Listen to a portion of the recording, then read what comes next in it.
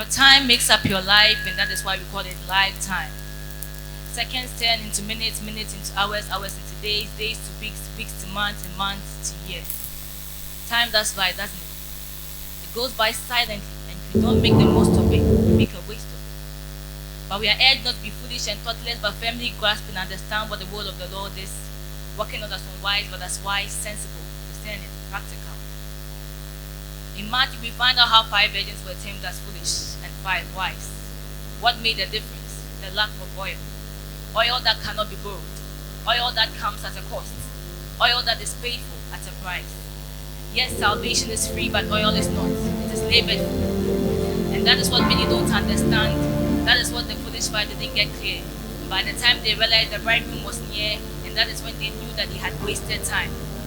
Probably fixated on the things of the world, having misplaced their priorities, distracted by the mundane, controlled by life's minorities. They had lost track, and by the time they realized it was too late to buy oil for themselves. They had no relationship because they had failed to build one that lasts, one that is enduring, one that is not on and off like doom, but one that stands the test of time. Do not be drunk with wine which fills your life, but be filled continually with the Spirit. Continually requires intentionality. It requires focus.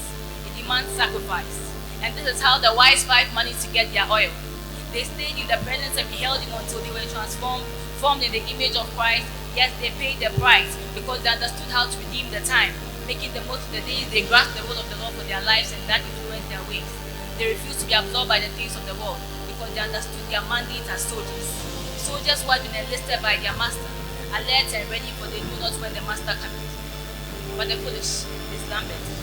They cared less about their journey to maturity. Neglected what was important. Excuses here and there, they justified their laziness and ended up getting into a snare. Not because they didn't know what to do, but they knew and yet refused to do. They failed to apply what they had heard and ended up building their house on sand instead of the rock. They denied wisdom and instruction because they were wise in their own eyes, failed to allow the word to penetrate the darkness of their understanding, following logical reasoning, letting go of faith. Claiming to be wise, they became foolish and took off on the journey without extra oil.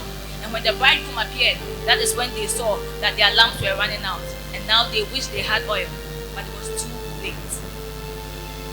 Be alert, be on guard, because you do not know the day nor hour the master cometh. It will be like a man goes away on a journey, he leaves his house and puts his servants in charge, each with his assigned task. If you return suddenly, do not let him find you sleeping. Time to arise and get your oil. Be steadfast, toil, for it takes time to get oil. You must pay the price before the time flies, so that you don't find yourself wanting, like the foolish 5 who thought that oil could be borrowed. So then, while you still have the time, do not be entangled, suppressed, consumed, distracted by the vanities of this world, for all that shall surely pass away. Now go, buy oil for yourselves. Go and get you.